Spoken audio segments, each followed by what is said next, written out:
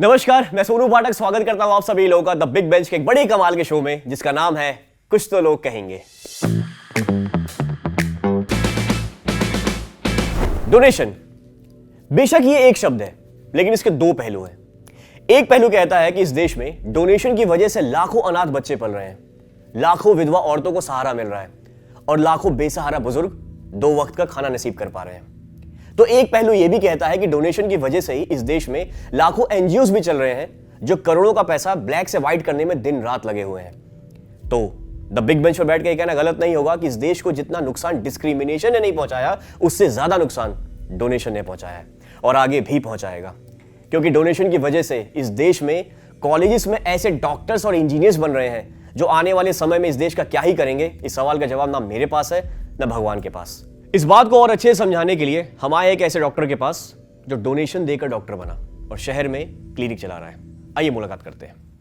नमस्ते, कैसे हैं सर? पर्ची कटाई आपने? पर्ची नहीं तो क्यों? बिना पर्ची के तो मैं एग्जाम में नहीं बैठता, इंटरव्यू में कैसे बैठूंगा तब बिग बेंच पे? हैं? ये निकालो माइक वाइक, ये कैमरा बंद करो, लाइट बंद करो। अरे नहीं sir sir sir sir please please please मत करो सर। इंटरव्यू करते हैं, वो क्या है ना, मैं पर्ची कटवा लूंगा लेकिन अभी मेरे पास पैसे नहीं है। ये लोग सैलरी नहीं देते? ये लोग? हाँ। बिग बेंच वाले? हाँ। अरे सर, इन लोगों ने मुझे दाल चावल पर रखा हुआ है। अबे एहसान फरामोश आदमी, जो तेरी शक्ल है तू दलिया डिजर्व करता, दाल चावल फिर भी बहुत ज्यादा है। पूछ, क्या पूछ रहे? मैं ये पूछा था सर, इस बात में कितनी सच्चाई है कि आप डोनेशन देकर यहाँ तक पहुंचे हो? ये पूरी तरह सच बात है। देखो, डोनेशन की वजह से तुम कहाँ हो और मैं कहाँ हूँ। अगर तुमने भी सही टाइम पर डोनेशन दिया होता ना तो मेरे केबिन के बगल में तुम्हारा केबिन होता और तुम भी मेरी तरह सबसे हाथ जोड़कर कह रहे होते कि आई एम सॉरी, मैं इन्हें बचा नहीं पाया, भगवान मालिक। अगर मुझे ऐसा बोलना पड़ जाता तो अच्छा हुआ कि मैं डोनेशन देकर डॉक्टर नहीं बना। खैर, आप इतना बड़ा हॉस्पिटल चला रहे हैं सर, यहाँ तक पहुंचे कैसे? पैरों से? मतलब नहीं, आप डॉक्टर कैसे बने? डॉक्टर कैसे बने जी? तुम अपने सवाल को काला टीका लगा लो। क्यों? बहुत खूबसूरत सवाल पूछा है। वैसे मैं पहुंचा कैसे, मैं डॉक्टर कैसे बना? तो इसमें 2 लोगों का बहुत योगदान है, 2 लोगों का हाथ है। एक मेरे पिताजी का, एक प्राइवेट कॉलेज के प्रिंसिपल का। पिताजी के हाथ में थे डोनेशन के पैसे, प्रिंसिपल के हाथ में था कटोरा, एडमिशन फॉर्म। पिताजी ने कटोरा भरा, उन्होंने एडमिशन फॉर्म भरा और मैंने कॉलेज की सीट भरी। तो आपने कॉलेज में सीखा क्या? देखो दोस्त, मैंने कॉलेज में कुछ नहीं सीखा, मैंने सब कुछ जिंदगी से सीखा। एक्चुअली अगर मैं ये कहूँ तो मैं जिंदगी से सीख के ही डॉक्टर बना, कॉलेज से कुछ नहीं। तो कॉलेज में कॉलेज में क्या सिखाते हैं? कॉलेज में किताबें पढ़ाते हैं और किताबों का इंसान से क्या लेना देना? क्यों? अरे भाई, हम लोग इंसान हैं तो किताबी तो कीड़ा होता है ना। आपके लॉजिक आप ही जाने, लेकिन ये बात समझ में नहीं आई कि जिंदगी ने आपको डॉक्टर बनाना सिखाया। ऐसा कैसे? देखो यार, सब एक्सपीरियंस है, अनुभव है। तो मेरी गर्लफ्रेंड थी, उसने मुझे धोखा दे दिया तो मैंने अपनी नस काटी। उस दिन मुझे पता चला कि ये नस काटने से आदमी नहीं मरता, ये नस काटने से आदमी मरता। उसके बाद कॉलेज के बाहर लड़कों से लड़ाई झगड़ा हो गया, माथा फूट गया, खुद ही मैंने टाके लगाए। पुलिस ले गई, पुलिस ने मार मार के जबड़ा तोड़ दिया, इस जबड़े में पेच भी खुद ही लगाया। तो कुल मिला के मैंने इतना खून खराबा देख लिया कि मेरा ऑपरेशन से डर ही खत्म हो गया। अब मैं मरीज को दवा नहीं देता, सीधा ऑपरेशन करता हूं। मतलब दवाई ववाई का कोई प्रोसीजर आता है? अरे वो तो छोटे मोटे डॉक्टर करते हैं, मैं तो सीधे बीमारी को जड़ से खत्म कर देता हूँ। अगर समझो कि गले में प्रॉब्लम है ना तो टेटुआ निकाल लिया, सीने में प्रॉब्लम है तो फेफड़ा निकाल लिया, किडनी में अगर पथरी हो गई है तो पूरी किडनी निकाल के दे दी। और ये तो कुछ भी नहीं, एक बार मेरे पास एक आदमी आया बवासीर के ऑपरेशन के लिए, मैंने पूरा पिछवाड़ा निकाल के दे दिया। है?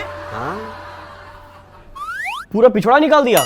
कैसे डॉक्टर यार, फिर तो उन्होंने तुम्हारा पिछवाड़ा तोड़ दिया होगा। नहीं, वो तो बल्कि खुश हुआ, मेरे पैर पड़ के गया, मुझे गले लगा के थैंक यू बोल के पप्पियां लेकर गया। उसने मुझसे कहा कि देखिए डॉक्टर साहब, मुझे बड़ा मन था भानगढ़ का किला घूमने का, लेकिन मैं कभी घूम नहीं पाया डर की वजह से। अब मैं आराम से घूम सकता हूँ क्योंकि मेरी फटेगी नहीं।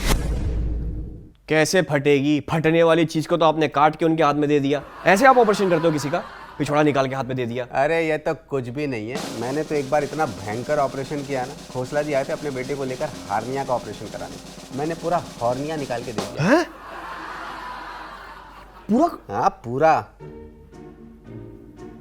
बाप रे, तो लड़का है कहाँ?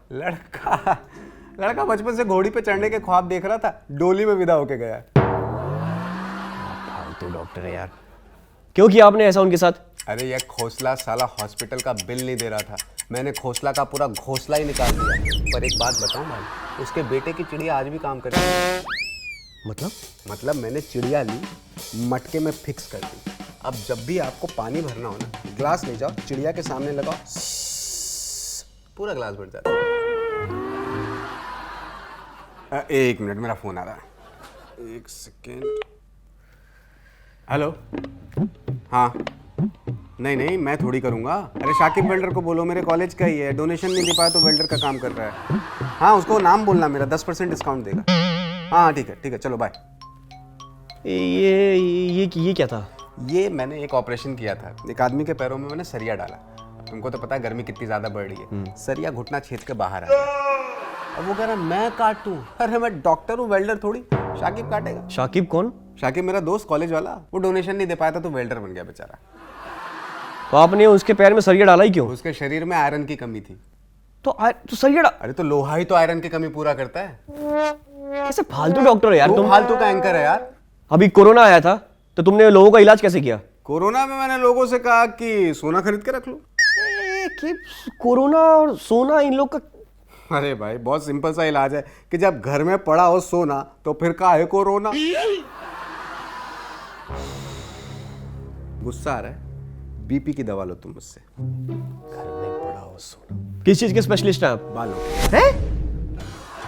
तुम्हारे सर पे खुद बाल नहीं है, तुम क्या इलाज करोगे यार बालों का? अजीब पागल आदमी है। मतलब मुझे अगर किसी के टीबी का इलाज करना तो मैं खांसते खांसते आऊं, मुझे किसी के हड्डियों का इलाज करना तो मैं व्हीलचेयर पे आऊं। मतलब मुझे जिस बीमारी का इलाज करना वो बीमारी पहले मैं एक्सपीरियंस करूं फिर इलाज करूं। पागल है क्या? पागल मैं नहीं हूं, पागल तुम हो। तू पागल है। तुम पागल हो। डॉक्टर जो है ना वो प्रैक्टिकल होता है। कितने नंबर थे तुम्हारे कॉलेज में? नंबर मेरे शर्ट के 40 और जूते का 6।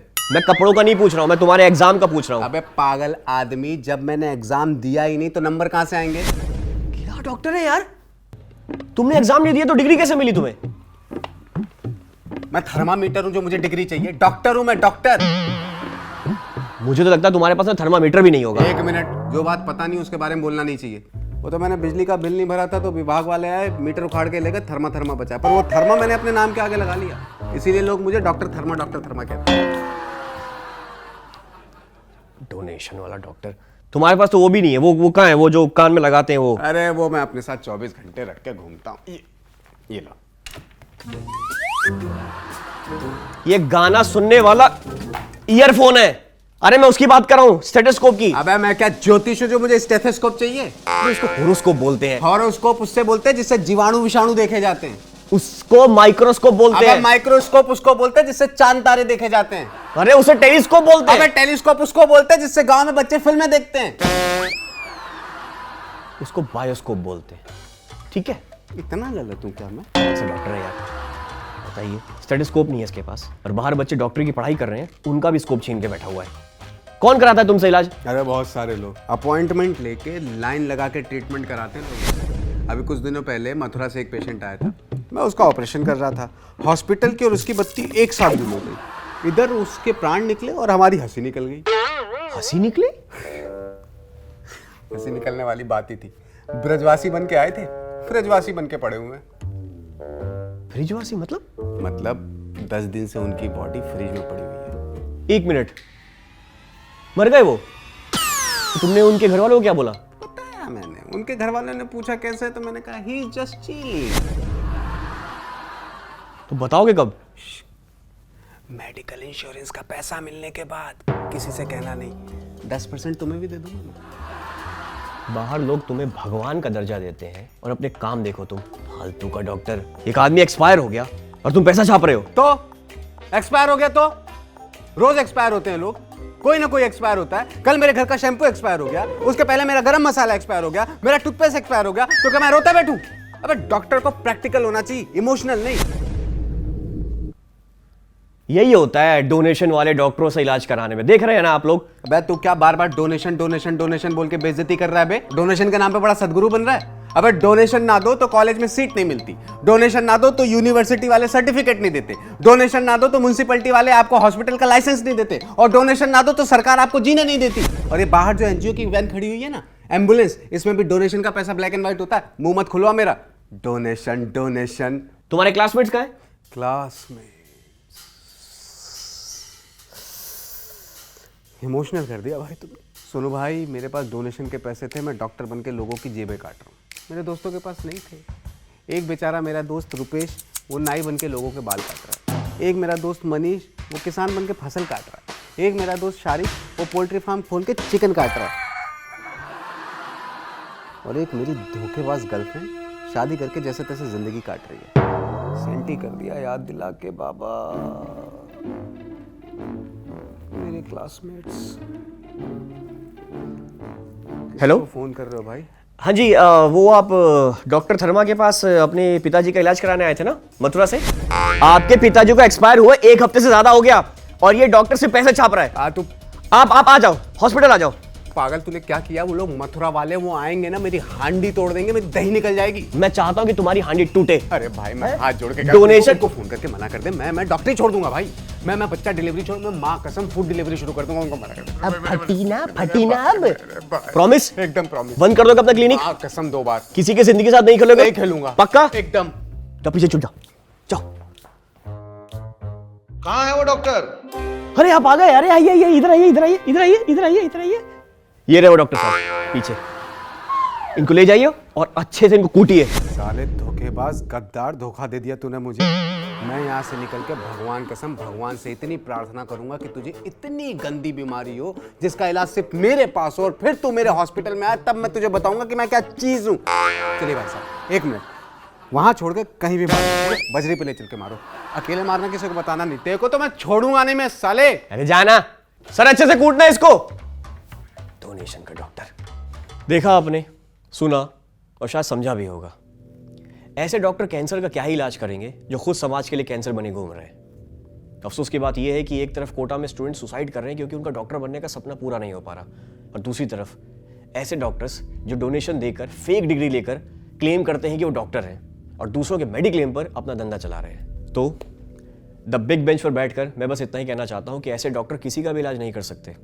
उल्टा ऐसे डॉक्टरों के खिलाफ जागरूकता फैलाकर हमें ही इनका इलाज करना होगा। नेक्स्ट। अरे आइए आइए आइए आइए डॉक्टर साहब। डॉक्टर हैं आप? जी। डोनेशन देकर बने होंगे? हाँ। बहुत बढ़िया। आइए अगला इलाज इनका करते हैं। Lights off.